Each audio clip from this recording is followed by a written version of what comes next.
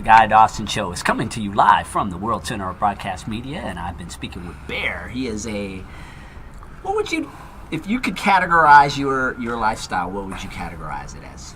Incredible. No. It's incredible. A man with an incredible lifestyle. Yeah, I think it's because I have an incredible love for life, man. It's not about money. It's not about anything else except for that. I love life. I do.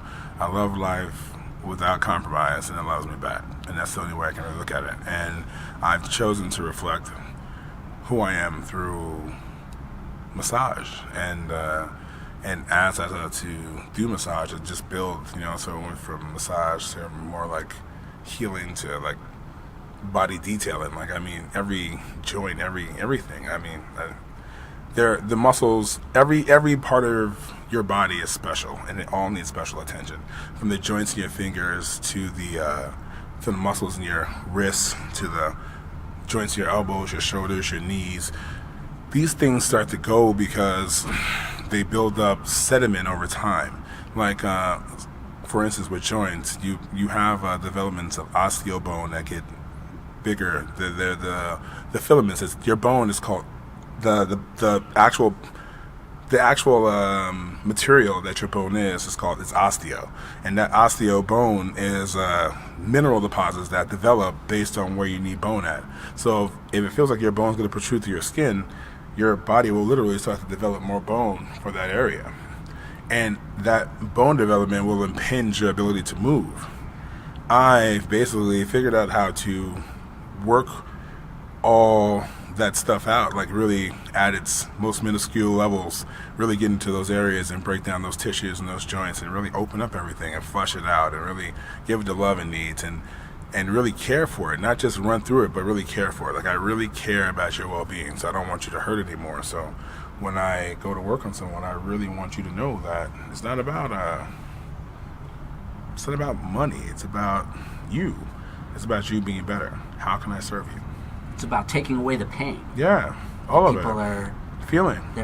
People inside. Walking on the planet are feeling physically, yes, and then and a lot of even emotionally. I mean, I've had a lot of massage done through the years, and the way that it affects you emotionally is almost as important as the way that it physically makes you feel better. It's a spiritual process. It really is, because you get in touch with parts of yourself that you haven't felt or seen or even thought you feel again that way in some time. And then when you feel it come back together, and you can think about an area of your body and be able to feel any part of your body and not feel disconnected and feel complete with your body as a whole, from the metatarsals in your feet to the phalanges in your fingers, everything in between, all these things matter. And if you pay it attention, then they'll preserve their use and their growth. You wouldn't run a car in the same oil.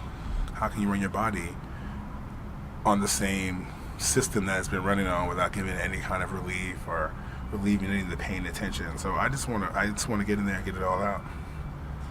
And you have some pretty good clients, people you've worked with for a long time, and because of your abundant way of thinking, you continue to attract these people who are very prominent in the world.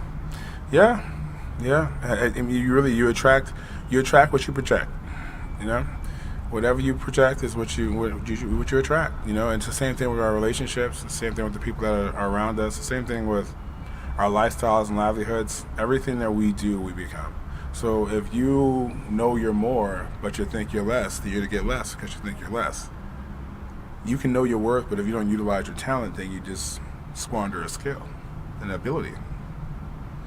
So I want to live my life on full kill, but the right way. Doing good things for people, creating good means for people, taking care of people, taking care of things, doing things the right way. I think it's important that you represent your family properly. You're the last extension of wherever your family is, wherever your legacy is. Why not make it good? Even if everything else is bad for you or your family, whatever, why not be that shining star? Why not be the pilot light that made everything in that legacy lifeline worthwhile? Because it's come such a long way. We come such a long way. Just our own personal journeys as individuals, our own family's legacy and journeys. We're a reflection of so much stuff. These gifts that we have are not just ours to squander. It's I'm not this way because of any one thing. I really do believe that every ancestor we have a piece of them inside of us. So there's like, there's compliments inside of there of your grandmother, your grandfather, even your lineage is all through you without even you realizing it. Even if you don't understand why things are. Why am I so smart? Why am I so capable? Because probably an aunt or uncle or our cousin or our grandmother or, down the line was like some kind of amazing something or other. But you would never even know that because we don't know everything about ourselves. And we don't know every vivid detail of what we are. For what we know about ourselves, it's a microcosm of what's actually going on. So we're ever evolving. So our lifestyles, how we treat life, has to evolve too. We have to take care of ourselves. Your health matters. You have to take care of yourself. Like, how can you get with a person and expect your relationship to run the same way if you're not respecting yourself in the same regard as you guys met? You met a certain way for a reason. You didn't meet a certain way to let yourself go. You met a certain way, especially if you're a beautiful person for life. You met so you could take care of each other. I want to be here for you. I got to be here. So I got to be responsible for myself and how I take care of myself because you matter, I matter, we matter. We have to be more proactive in how we take care of each other, how we speak to each other, how we regard each other. We're losing each other because we're not listening. Yeah. And when we were doing the radio show yesterday, Bear was talking about a key thing, which is gossip.